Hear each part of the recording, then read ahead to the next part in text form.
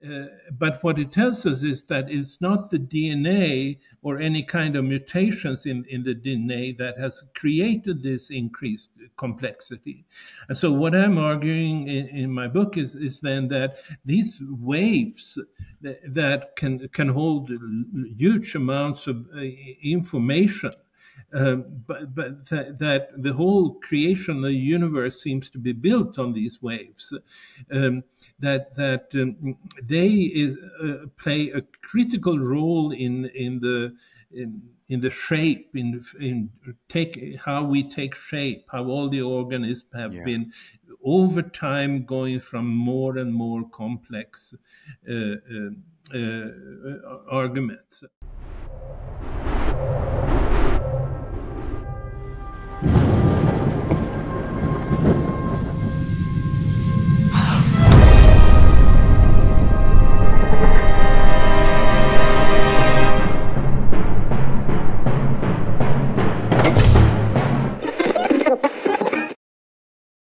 Welcome to Far Out with Faust, everybody. I am Faust Chicho, and today I am absolutely delighted and honored to have Carl, is it Calleman or Calleman? Yeah, Calleman. Calleman, yeah. Carl Calleman with me. Carl, I'm gonna let you. Your bio and resume are just massive and so impressive, and I didn't want to do it justice, and I didn't know which aspect of it you would care to focus on, but so if you would please give everyone a little background about yourself so they know who they're going to be listening to. Yeah, okay. Well, my name is Carl Calleman, and I'm born and raised in Stockholm in Sweden. And initially my background has been in the hard sciences. I have a doctorate in physical biology, and I spent the 21st years of my professional career in laboratories doing work essentially with toxicology and chemistry and so forth. And I've been a senior researcher at the University of Washington in Seattle for maybe 10 years or something like that. But there came a point in my life where I became fascinated with the Mayan calendar.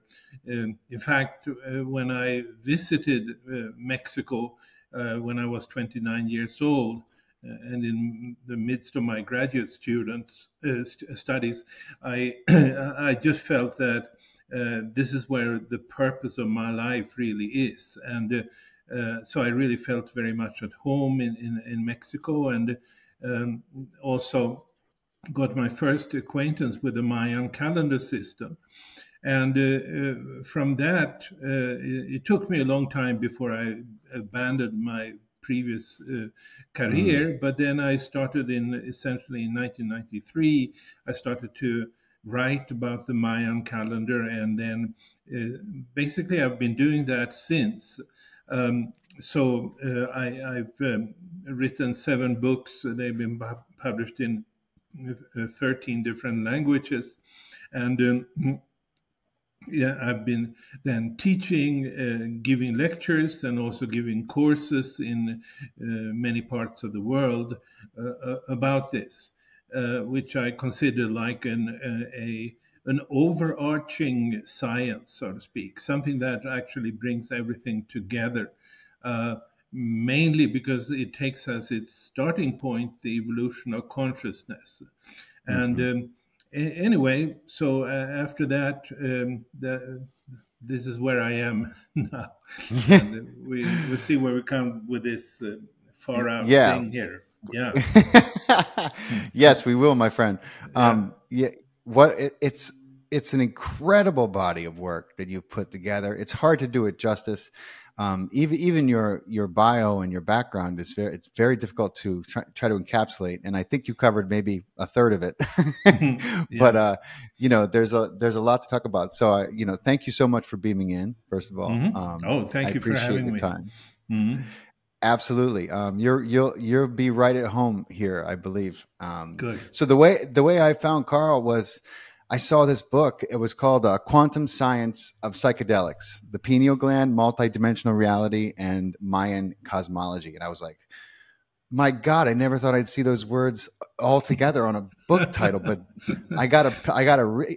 So I picked up that book, and then I was trying to get through some of your other work in time for this interview, but I'm going to continue to read because I couldn't get through all of it. So it's many books that you've written, and you put together such a body of knowledge and brought really connected together things that I feel have always belonged together, and and some things that I never realized should be connected. So, let's get right into it. The Mayan calendar. You've devoted so much of your career to, really an exhaustive study of it, and there are people who think that they know what it is, and some people maybe they do, but most people don't really. They've heard of it, but you kind of describe it less like a calendar and more as a way of conceptualizing the universe. And I mean, we could spend hours just talking about this, but maybe you could try to kind of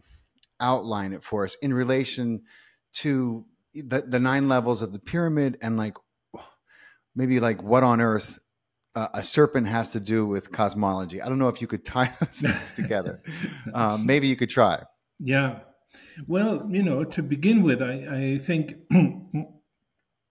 to quote the previous or the late Czech president and playwright Václav Havel, he would say that we know today so much more about the universe than the ancients did, but it seems like they knew something more essential than we did.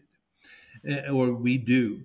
And, I think that's a really good starting point. I think when I came in contact with the Maya especially, but also studying other ancient civilizations, it seemed like they had some kind of a more immediate relationship to the cosmos than we do. And they seem to have understood much more of what it's all about, especially then developing cosmologies that can be meaningful for us if we want to answer the big existential questions. Why are we here? Why was the universe created? Is there a God? And many other things like that. And I'm not saying that I have the answers to this, but I do think that I have a framework within which people can actually find their own answers to them in a much more meaningful way than modern science has done. Modern science, the ones I'm talking about then, is basically the official science that is promoted by the big universities and scientific journals and that whole thing, have they've set up certain rules as to certain things that you're not allowed to talk about. Right. At least not if you want to keep your job, so to speak. Right. And overall, those rules do not allow you to provide a holistic view of the universe where everything is tied together. So instead, everybody is working with their own specific turfs and maybe doing good research in each of their turfs, but it never comes out to anything that seems meaningful to people at large who might want to have a perspective. Why was the universe created, and how was it created, and so forth. Now, I forgot your question, but no, it's okay. It was a long question. I said something anyway. Yeah. No, you're off to a fantastic start. I agree wholeheartedly. We've come to a point where even it's gotten kind of so, I don't want to say bad, but people have become so conditioned that even as you begin to question the holistic approach and science of the universe, you kind of start to get sidelong glances from other people who are like, oh, it's just kind of it's become conditioned in people where they don't even want to hear about it because Right. it would demand a more quantum and mystical Yeah. perception of everything, and they're not that is not their forte. They've been kind of conditioned into the material world. So Right. I hear what Exactly. you're saying. Yeah. So that's the other part of my question that I mentioned was the 9 levels of the pyramid. Now I know you've written That's right. yeah Okay. extensively about this. Go ahead. Well, that is a good starting point to talk about the Mayan calendar system, because you might say that the pyramids they built, they were sort of cutting their calendar system in stone, and that's how they turned out with the pyramids. And most of their sacred sites, at least Palenque, Chichen Itza, Tikal, and some of these major sites in the jungle in southern Mexico and Guatemala, they have at a central plaza used for ceremonies, obviously, they have a pyramid that is built in 9 levels, like a terrace pyramid, it would sometimes be called. And these 9 levels, and then there is a staircase in the midst of this pyramid, where in ancient times then the shaman kings would climb to the top and perform ceremonies up there. And the reason they would do it like that is presumably that when you climb a pyramid like that, you kind of enact the entire evolution of the universe, and which is then quantized. And that's why the pyramids are terrace formed. In other words, you sort of, when you go through these levels, you jump essentially between one and another. And you can talk about this as quantum leaps, that with every new step, with every new terrace, you will attain a new state of consciousness. And so these states of consciousness, they vary according to a certain pattern that we can now understand. And but anyway, each one of these states is developed by a wave. And I'm convinced that that is what in ancient times people would refer to as the plumed serpent or the feathered serpent. At least that's how they were referred to in the Maya land. But we should also notice that this phenomenon of a serpent is something that was very, very widely spread as a deity all around the ancient world. In fact, you can say that what is presumably the oldest piece of art in the world, which is in a cave in Botswana in southern Africa, about 70,000 years old, that is a serpent. And then, if you go to the sort of the temples that have been discovered in present-day Turkey, in Nevali Kori and Göbekli Tepe, you find a lot of serpents. Yes. And then, of course, we know from the Bible the serpent is there, and you find it in pretty much all over the world. And we can then choose to say, well, they were having fantasies about serpents or snakes, so to speak. But we could also choose another way of looking at it, and keep in mind that if we were to somehow illustrate a sine wave, like a quantum wave, where do we find anything in nature that would be a good example of that? Well, it is the movement of snakes, basically, of serpents, that would be the best thing we could choose for a macrocosmic quantum wave. So you might look upon these pyramids then as terraces where in 9 levels, where at each level a certain new state of consciousness is being developed.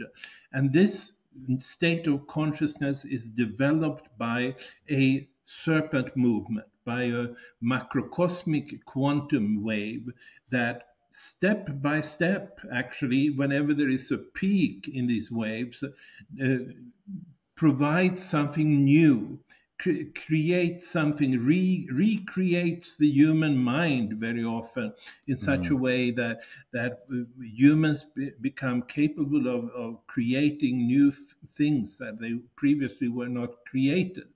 And so this is sort of a model of the universe where we are under the influence and very much so of cosmic waves. And we might have thought that we are behind the inventions, all of the inventions we've made and so forth. And to some extent, that is probably true, that we have to, we are necessary for these inventions to actually manifest.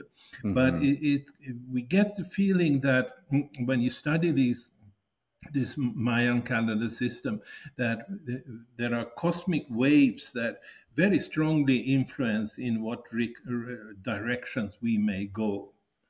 Yes. Yes, because we're walking antennas, right? And you know, whether we realize it or not, we're always receiving. And it's always amazing to me because I study phenomenon like simultaneous invention, and they call it, they call it a theory, but the fact of the matter is you can see recorded throughout history when, things are invented in one country, and this is before we had the communication and the travel that we do now. They're also simultaneously being, coming into the consciousness of these other people on the other side of the planet. And it just speaks to how connected we all are, and how when a wave comes, it's usually picked up, by more than one person, and then they have the idea. And of course, humans, they want to patent the idea, make money off the idea. Everyone wants to claim it was their idea, but I don't think that's how it works. No, it's probably not. Yeah.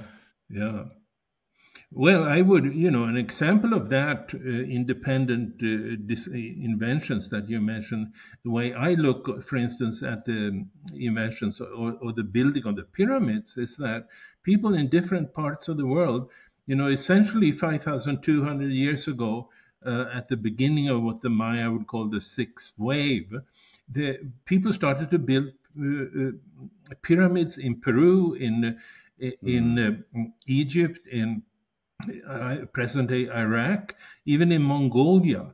And there are also smaller pyramids from Italy and at the same time, so to speak, indicating that, the impulse is, and, people didn't travel from Mongolia to Peru to tell them. And even so, if somebody comes up to you and says, you should build a pyramid. What are you talking about? Yeah. What are you talking about? What's the benefit of doing that enormous effort? So right. So very true. That's a great point. I'm just thinking of, I'm sure you saw Graham Hancock's recent Netflix series, Ancient Apocalypse.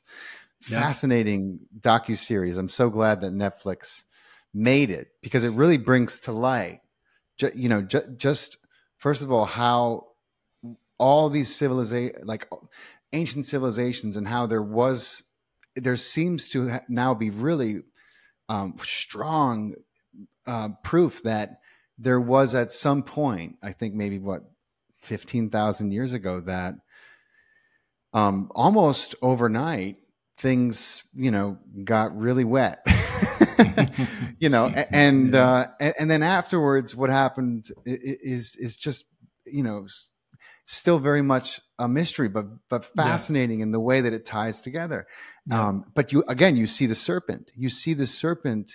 It's there before, and then it's there after. Even in you can tell that things have been reset because the technology is not there, but the serpent's back. And it makes you wonder what was going on with it.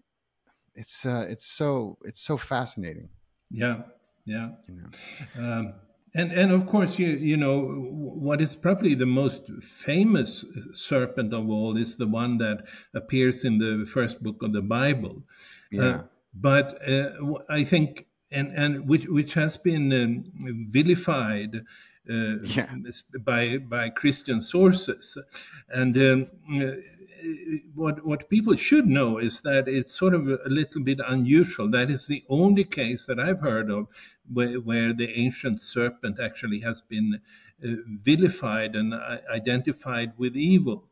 Um, Yes. and um, and why was that?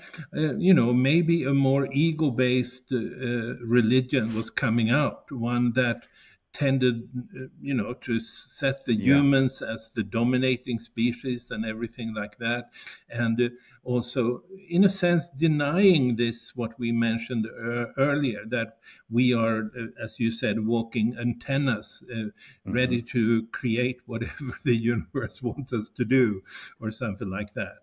Yeah. Uh, and so you know, I would say that that cursing of the biblical serpent was a form of denial. Actually, that's my take on it. Denial. Yeah. And Denial. and a way to denote, I think, to what's the word, you know, to denigrate or at least subconsciously plant a seed to take the feminine. I think maybe you know, in an ancient civilization, at least one of them, the feminine was you know, at least in societal form, you know, more of the leader. And Yeah, I think sure. that you know, for this age, that had to change. And so, you know, Hmm. simultaneously you have the vilification of the serpent of Yeah, life, and then the demonization of women for being the temptress and yeah, the responsible for the fall from grace. And it's all yeah, suspicion and nonsense, because yeah. I don't think there's anything inherently bad about snakes or women. You know, but if Yeah, I had stuck to my Catholic upbringing, I would have certainly been continued to be suspicious of both. So it's just, possibly. Yeah. it's Mm, crazy. mm. You know, so 2012, that's a, I think a lot of people, and I'm shocked by how many people had a sense, at least around that time, 2011, 2012, of a shift, right? Hmm. And Hmm. I talk, you know, people comment on my videos, and I think I was a little oblivious at the time for a lot of reasons, but I think a lot of people, even people who aren't really that spiritual, noticed that there was a shift that happened around then. And you talk a lot about, um, you know, the kind of the people are still very curious about the year 2012 and what it meant and what the Mayans predicted, the end of the world, and but the world didn't end.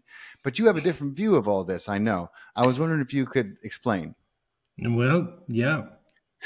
Well, to begin with, you know, the idea that the Maya would say that the world is coming to an end in 2012 was just a made up story. There is absolutely, you know, none of the Mayan elders that I have met, which are contemporary representatives of this tradition, would say that the world would come to an end. But also, there's nothing in the ancient sources, which is what I'm primarily basing myself on, that would say that the world would come to an end.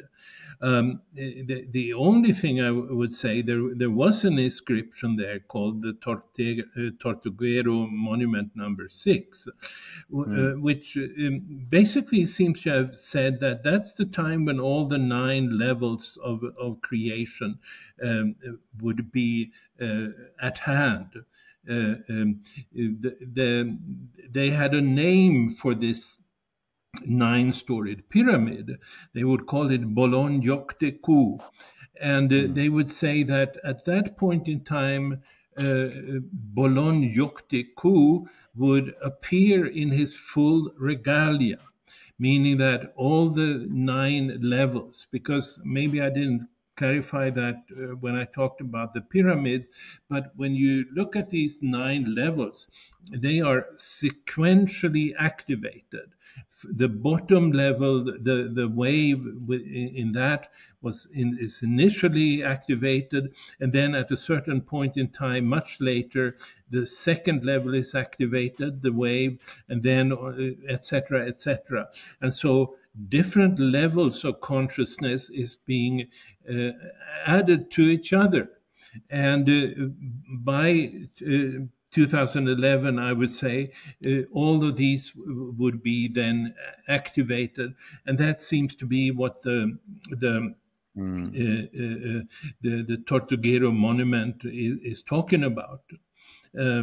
But it's also, even though that was just a made up story that the world would come to an end on December 21, 2012, we should be take note of the amazing fact that the Maya, about 1500 years ago or so, actually wrote an inscription, a monument, where they talked about what would happen in our own time.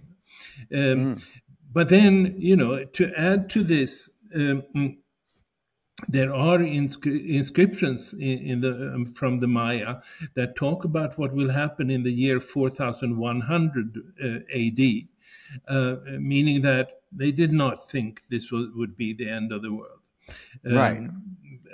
It's not, so what I think we can conclude from that is that there's no inherent plan to take out the world from someone or so. Right.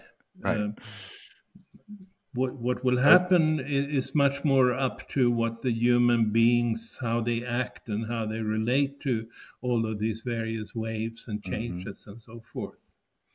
Yes. And the wave is such a key word, because, once you get past kind of the societal education and conditioning of everything being in your five senses, you start to learn about, the 99.999% of reality that we are not all the time perceptive of, but that we can begin to expand our consciousness, especially when we learn to still our minds and allow more data to come in. You start to realize that everything is truly a wave, that we are all a frequency and vibration that is creating this density and matter. And it's just, it just blows my mind that we live in a world that's so convinced of the opposite,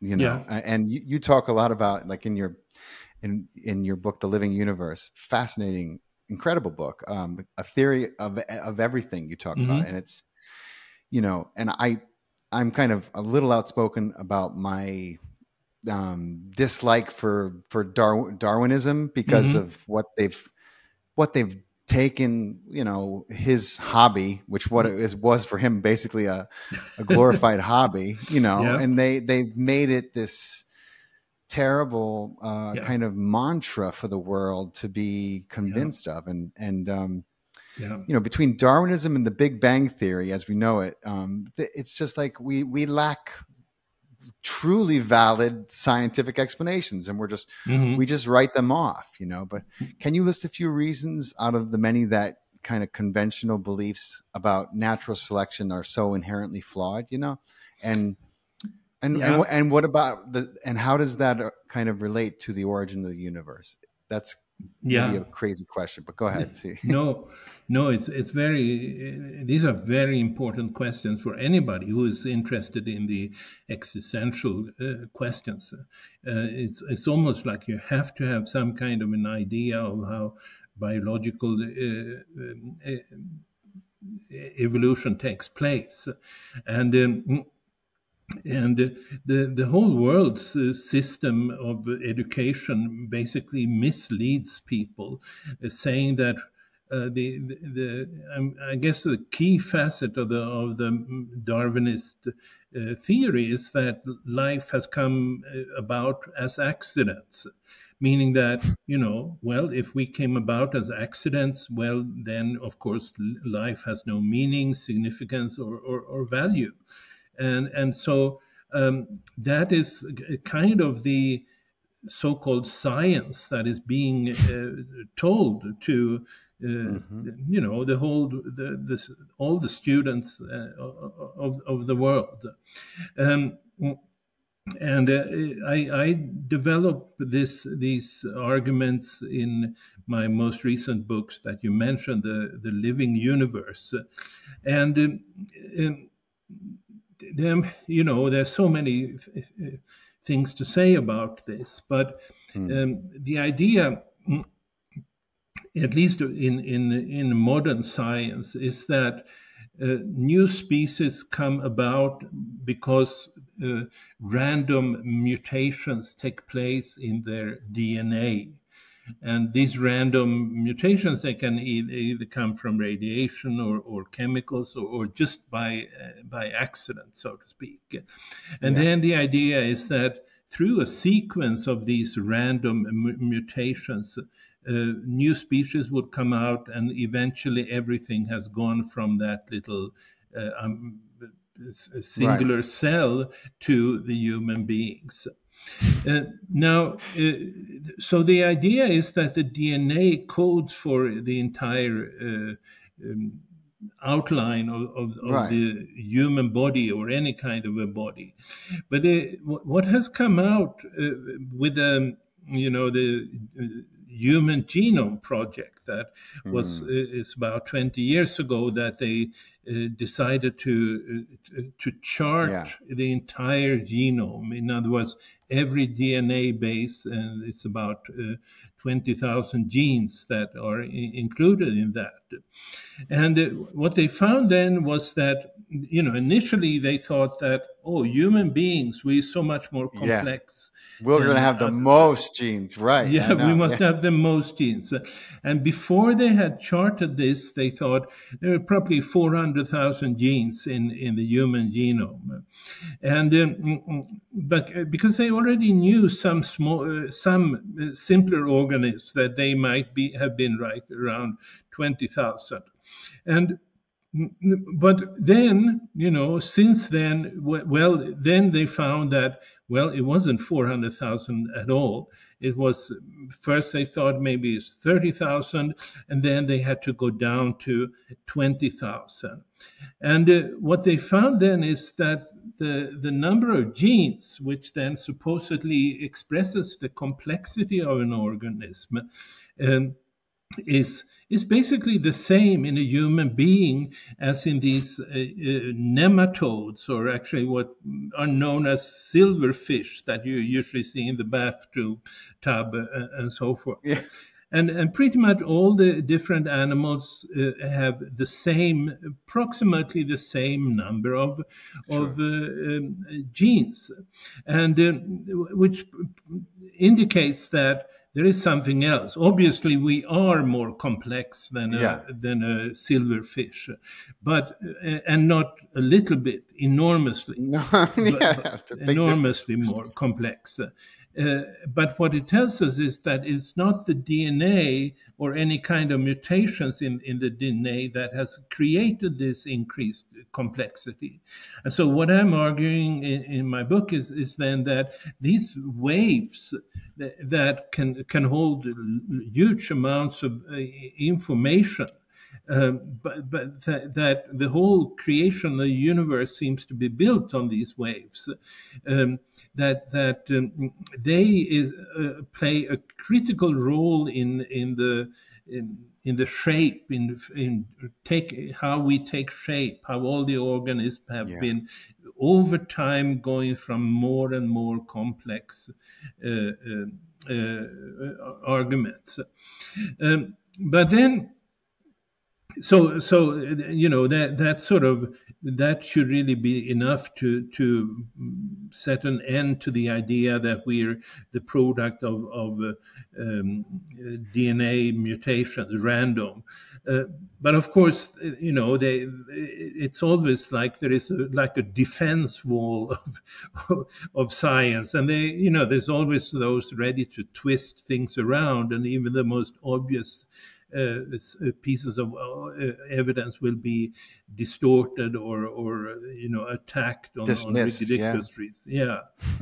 And so it's we're talking about in a institution. If you look at the world science with an enormous amount of interests, millions of people are directly dependent on it, but not only those that are actually scientists, but a large number of people that follow science in different ways.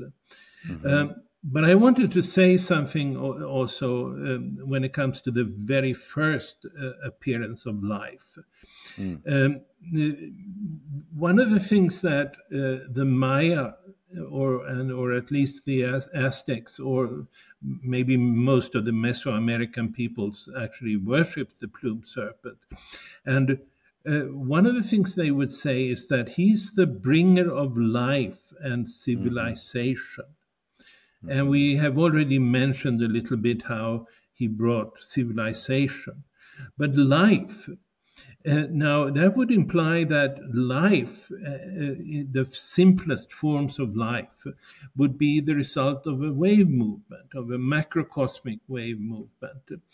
And when you look at this first wave, the bottom, the longest wave, and the one that is initially initiated in the history of the universe, you will find that it has these seven peaks, and then there would be 6 valleys. And usually when there are peaks, then novelties come up. And so you can say that if the plumed serpent actually is the bringer of life, then you would see expressions of life whenever a peak in that wave movement appears.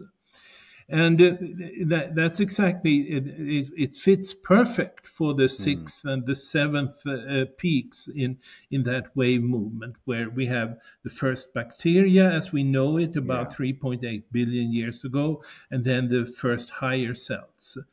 But then what is really interesting is that at a certain point in this wave, in an early point, we have what is called the Big Bang, or what, if we will be more specific, the first appearance of atoms, of hydrogen and helium in the universe.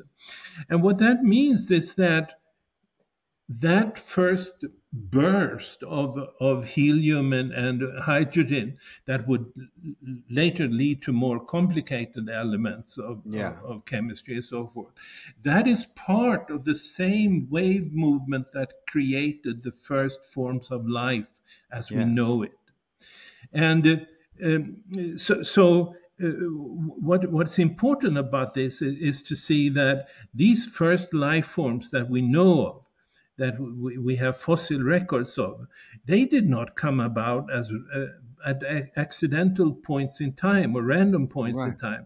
They came about as a part of that wave movement that they would call the plumed serpent.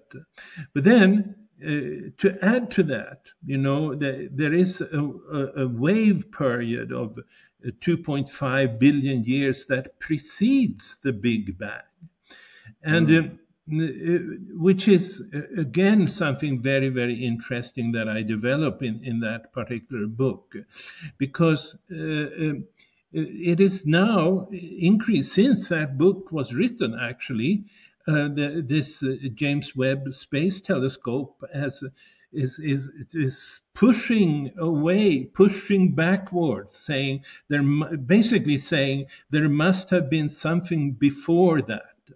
And what I say is before that, in that initial wave period of 2.5 billion years, is really the activation of consciousness. That starts the whole evolution of consciousness that then takes all its various forms in the universe in the coming 16 billion years. So it really, these waves, and it's, they serve to bring things together. They provide a common framework for all of this evolution, and which is kind of obvious in a sense. If you want to synchronize things, and obviously the creation of the universe must have been synchronized in various ways. Well, then you should have these kind of waves that everything is related to, and with activation points in time, etc., etc. And I think that's what, I mean, whether people realize it or not, when they look up at a night sky and they see the stars, that's what they're seeing. They're seeing a function of that Yeah. wave, all of it, and Yeah. I think that a lot of, if our beliefs, they shape our experience. And because we're taught, Yeah. I mean, such a finite and limiting way of thinking about the universe, we don't gaze up at the stars and have these thoughts because, Right. well, we're taught kind of that, well, a lot of people are taught that there's nothing even up there to look at, Yeah. And but when you start to, I don't know, some it's something about spirituality and metaphysics and realizing that there's a whole lot going on that maybe you haven't been noticing, but are starting to realize is happening all the time. Yeah. When you start to learn more about these things, and it's I for me it's been a wonderful experience to take that turn in my life and realize how much more is there, and realize how amazing this tapestry of creation is that we're fortunate enough to be alive in right now. And just to see the way that people, are so confused and they're fighting over everything. And, there's so much bloodshed right now. It's like, imagine if people were educated about what we're actually doing here, instead of fighting over the spoils of what they believe is a scarce and very finite world. We would live in a different place. And I think it's because we have a lack of understanding about these fundamental aspects of ourselves and this universe. So I love the work you're doing, man. It's so great. And consciousness is at the core of it. And I think that's where you went from kind of studying the more concrete sciences to realizing that there was this big body of work that you wanted to get into, and you had some pretty incredible experiences that took you down that route too. Hopefully we'll have some time to get into those too. But you write about the concept of the tree of life, and incredibly, there's been some recent scientific discoveries that seem to provide some actual physical evidence for that, which is pretty ironic and amazing. But it gets a bit technical. But maybe you could break this down in the simplest terms as possible for us and explain like the implications of what this means for the design of the universe. Yeah. Well, let me just first respond a little bit to what you say. We have this awe when we go out in the night sky, and we're filled with awe seeing this. Now, the reason we're filled with awe is probably that it's all being alive. It's being created by these, in a sense, living waves. You can talk about them as living waves, and also maybe the source of all of these waves actually is what is called the tree of life, which is not a physical thing, but is still a sort of a living, more or less, a living intelligence that underlies the entire thing. But then, since we're not taught about this, we basically taught that stars and galaxies are sort of dead matter. We don't really think much more about it, but we can't help feeling the awe of this huge living structure that's around there. And yes, to go back to this question of the tree of life, which is, one of these many mythological concepts, or we have called them mythological concepts, that in ancient times pretty much the whole world would embrace. Hardly no civilization or culture would exist that did not recognize that there is a tree of life, and which is kind of, the natural conclusion would be, well, there is some reality to this that we might not have seen.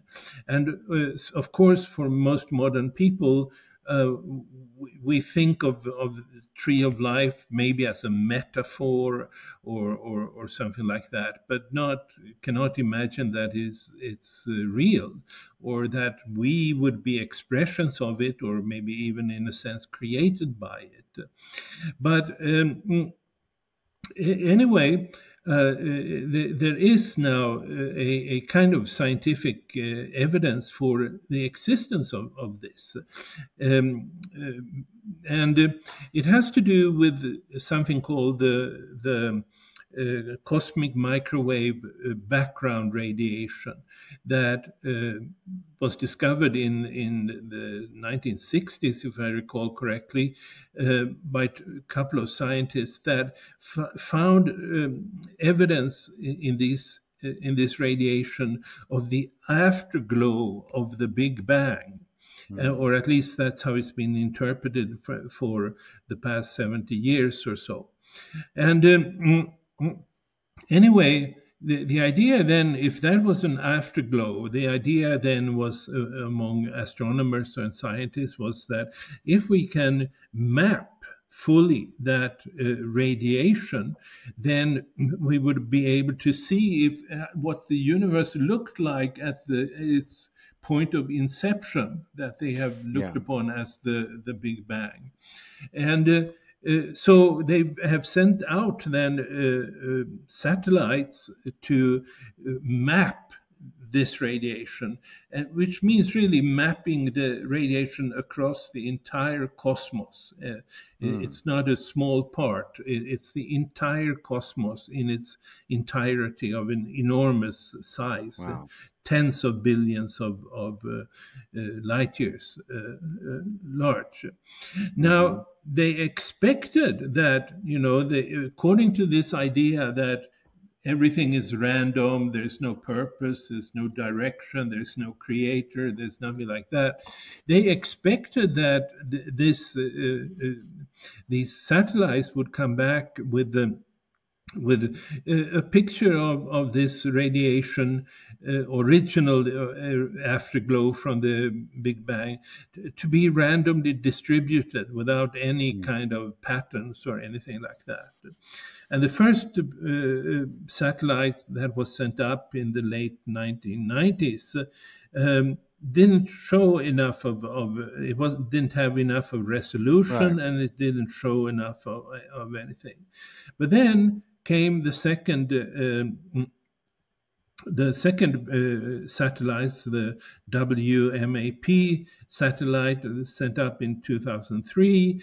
And when it was starting to send back data of this radiation, and after some mathematical treatments, they found that the universe, apparently at its very earliest beginning, had a axis, and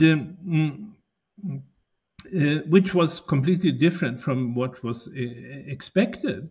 Where could that axis, straight line, so to speak, where could that have come from?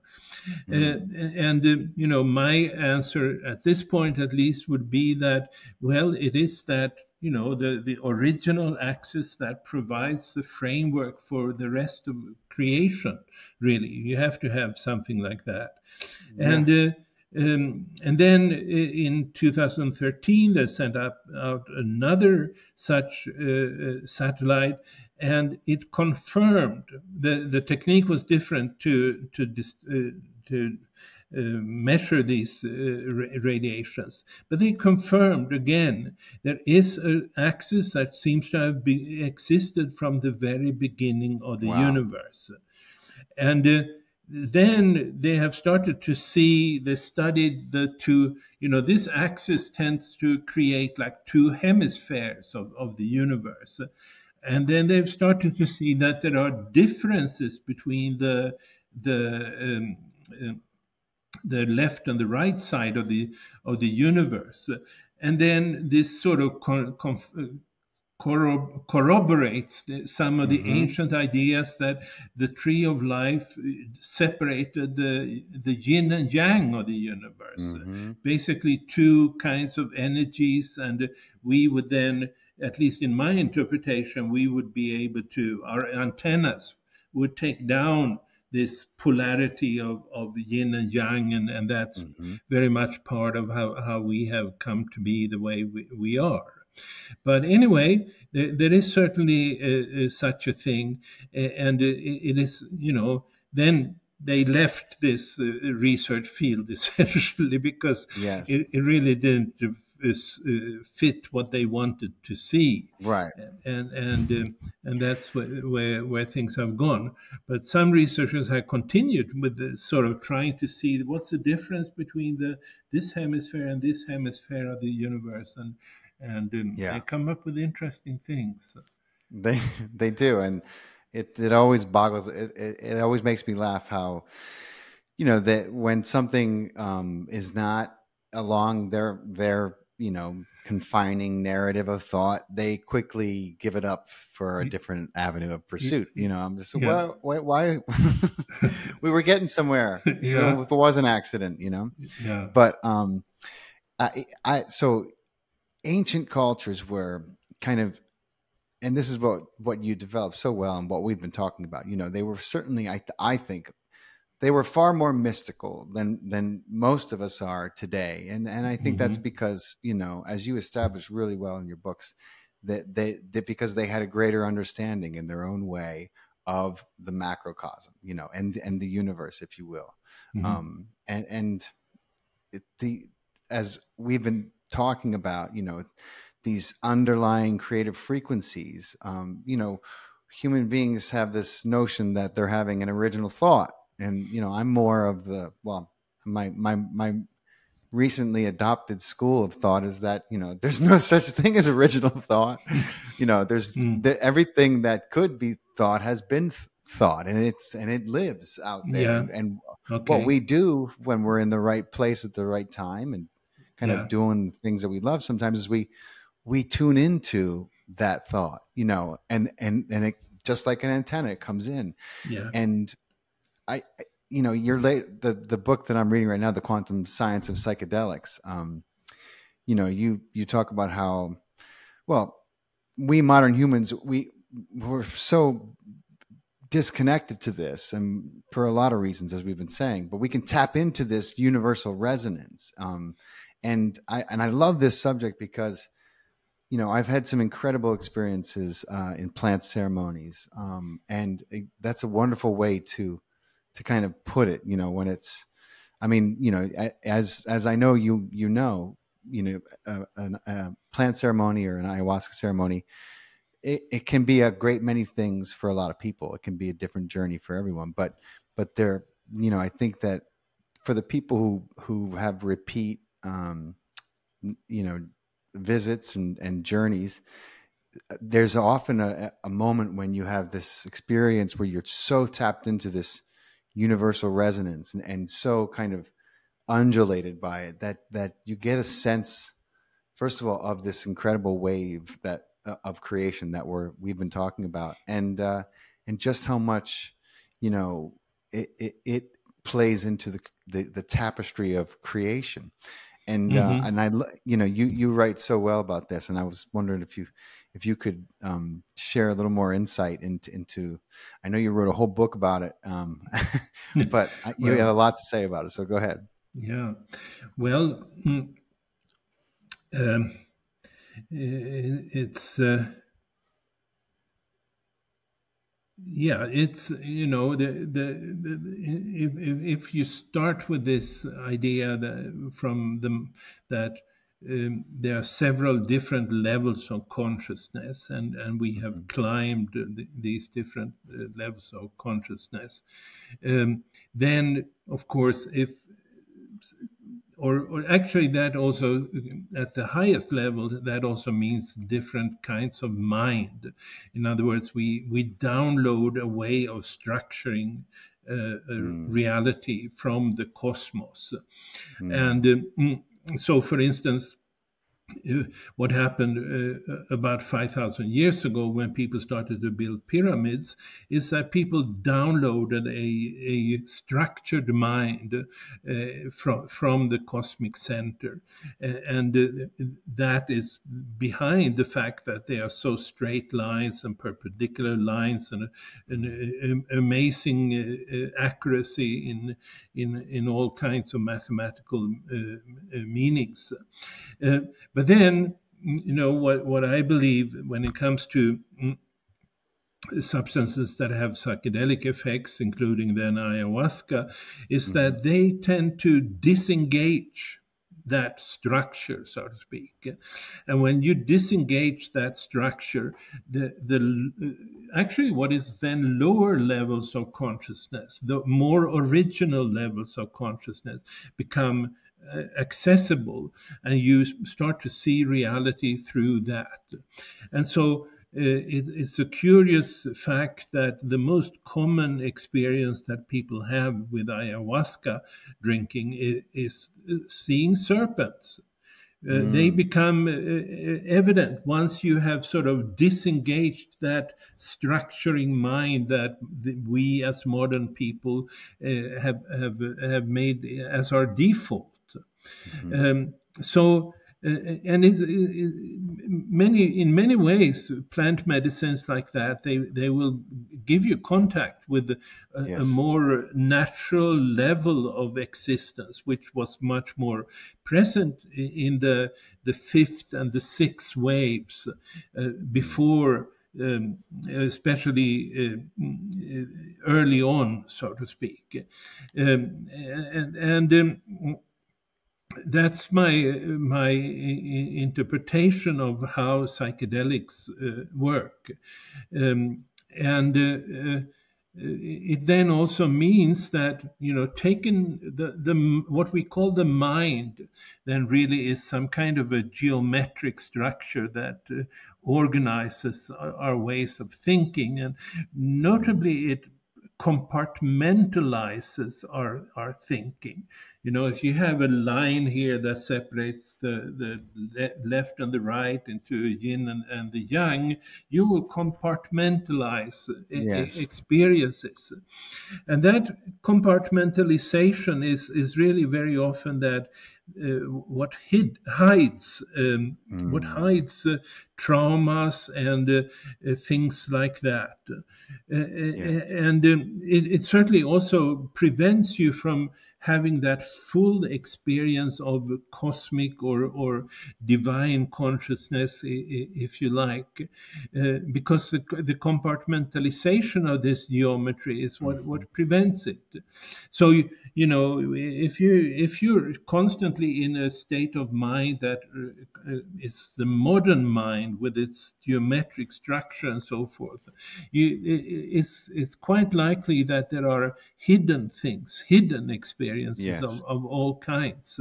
They can be traumatic, they can also be positive, but they that's and my way of understanding psychedelics is that it disengages this geometric structure, and then you become whole in a sense, or your mind becomes whole, and that allows you to experience a lot of things that you normally wouldn't Yes. experience.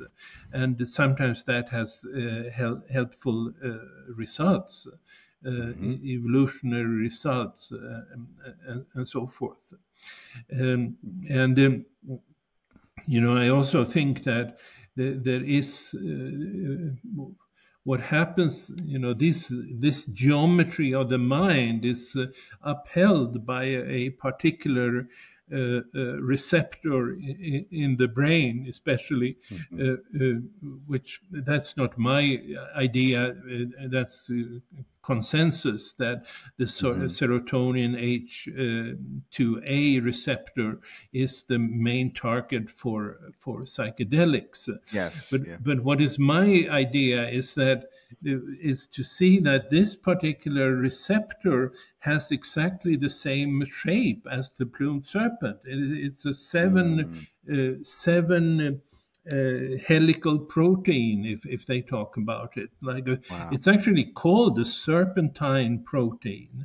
Oh, is it? Oh my God. Yes, it is. Wow. And so what I think happens is that when a psychedelic reacts with that particular receptor, then the straight line that was created by the receptor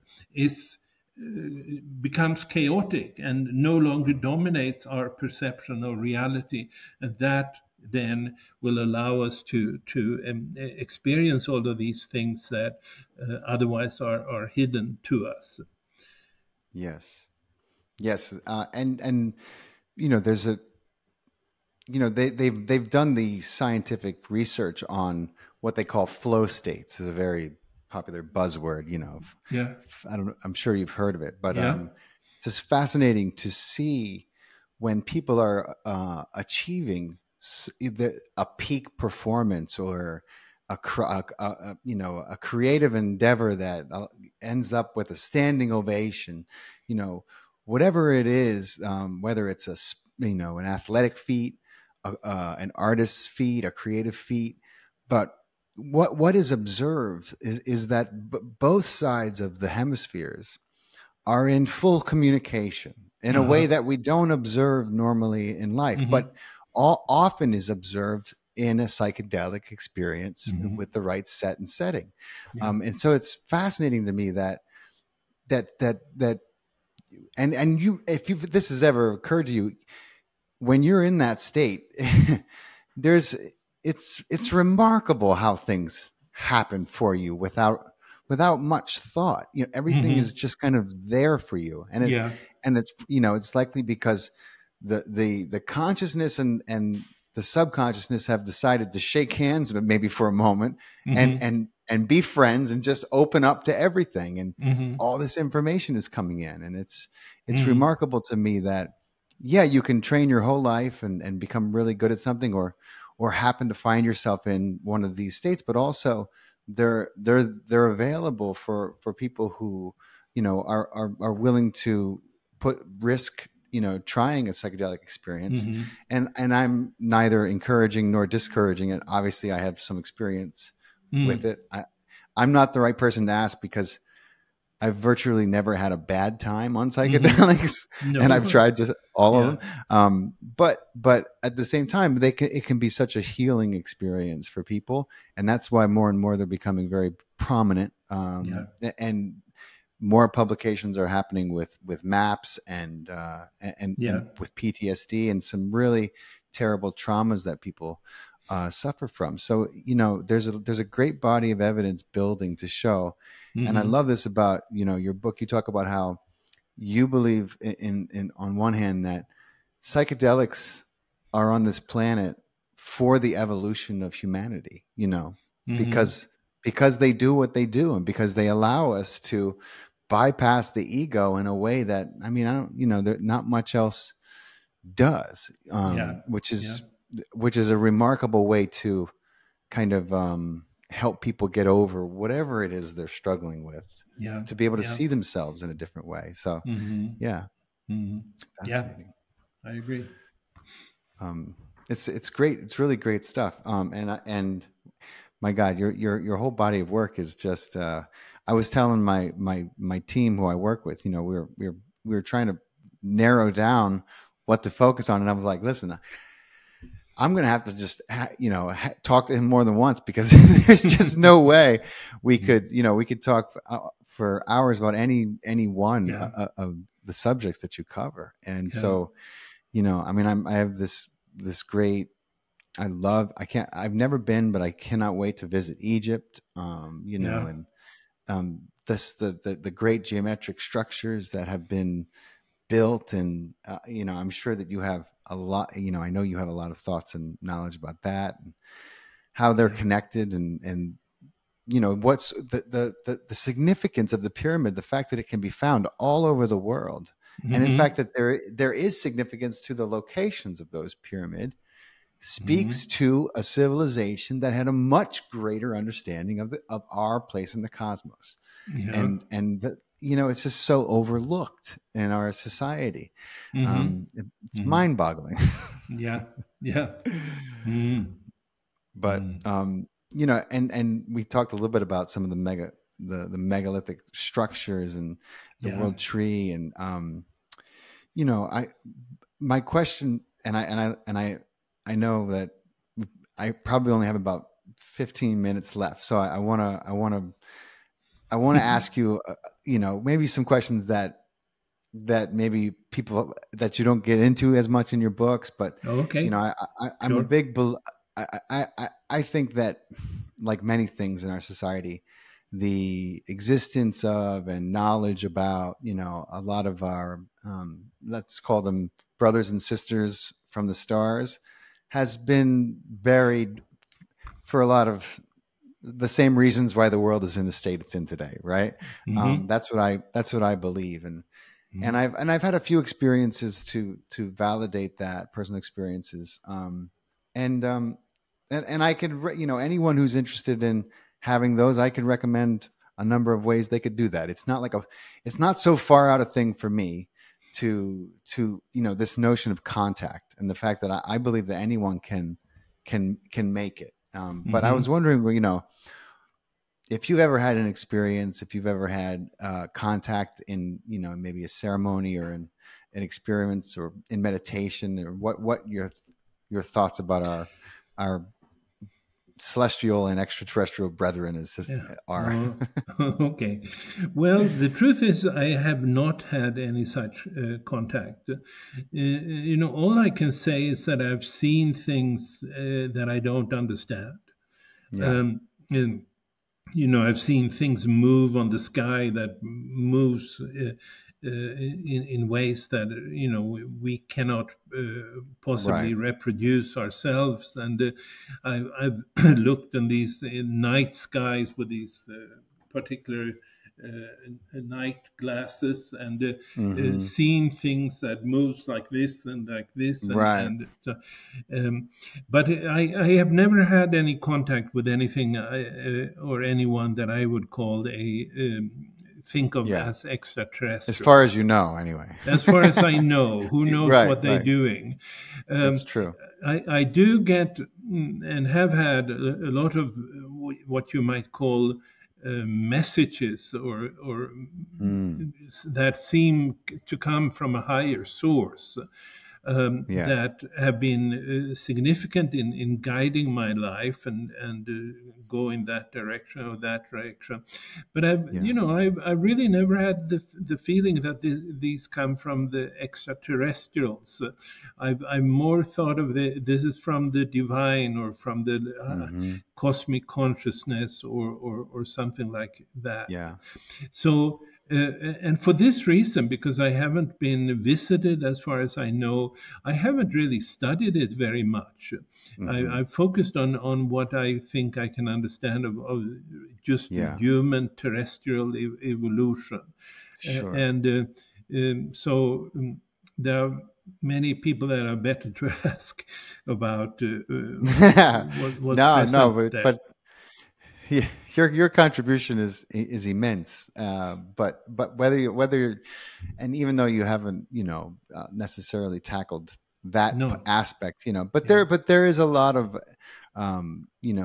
mythological and I say mythological because I don't know how much of it is part of the history, but the Mayans were connected to the star people, and there's a lot of indigenous people who who claimed, and whether that is with a cosmic or a divine messenger, or sometimes I wonder if what they would be recorded as in history, and how that would be translated and then translated again. Yeah. It's Yeah.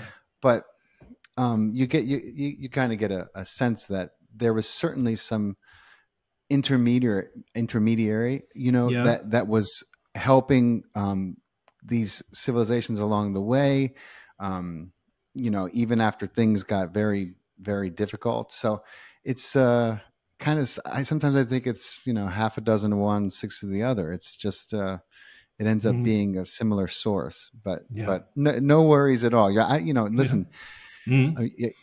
I don't think you're missing anything. You're very well versed in things that I don't think most people have any idea about. So it's That could be. it's an Yeah. incredible body of work that you put Mm. together. Thank you. Yeah. Yeah. So my question for you, my friend, is what do you think?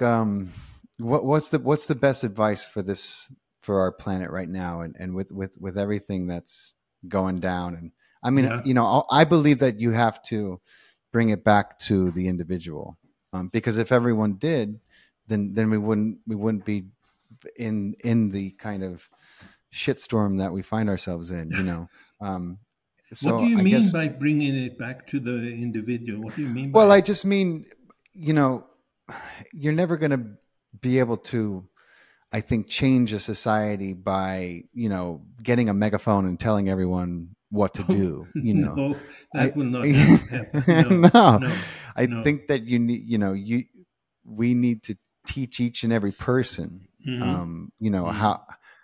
how to live and how to find, a sense of wholeness, Yeah. and understanding. And Yeah. I'm wondering what Okay. what you Yeah. might tell them. Yeah. Well, it is a difficult question, I think, because we have,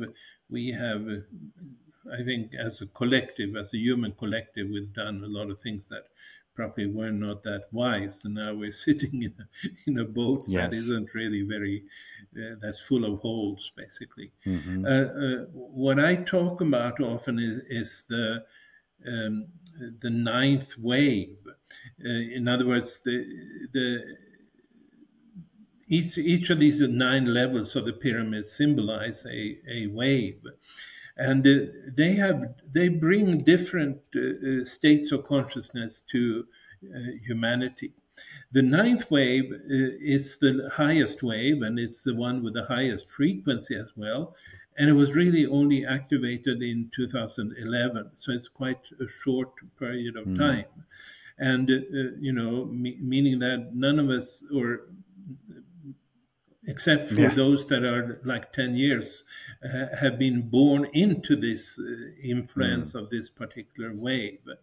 But this wave, as I understand it, then is really it's one that doesn't compartmentalize the mind. Hmm. It's one that doesn't separate into yin and yang, or so forth, but actually, to the extent that we are able to download this, and it's Mm. available, it's accessible in principle, but of course you have to intentionally Hmm. download it, and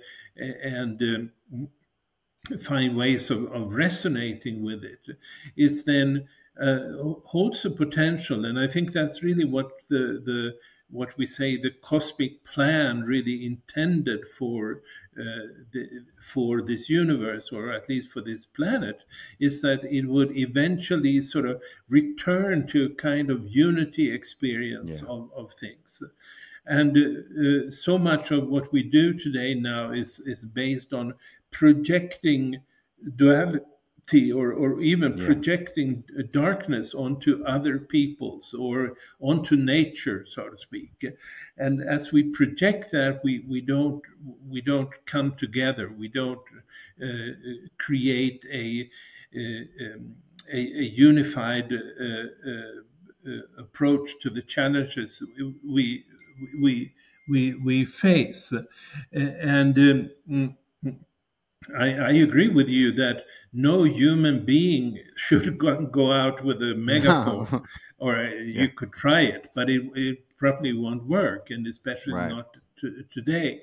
But that doesn't mean that if there is I still believe there is divine plan that has now, for some time, made accessible a state of consciousness that would Yes.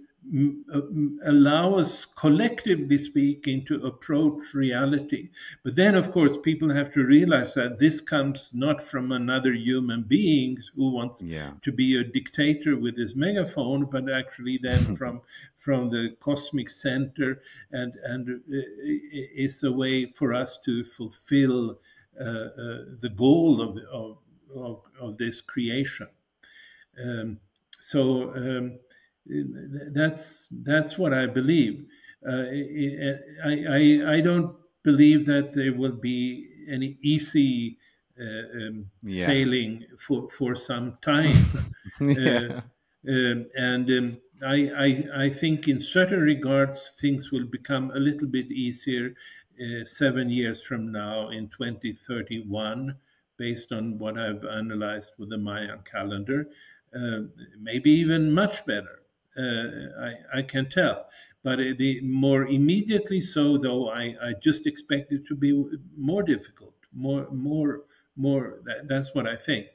But how eventually, we're able to crawl up to back to a good life, that will Yeah. also, it will depend on our own willingness, I would say, to go to embrace that kind of a Yeah. unity consciousness.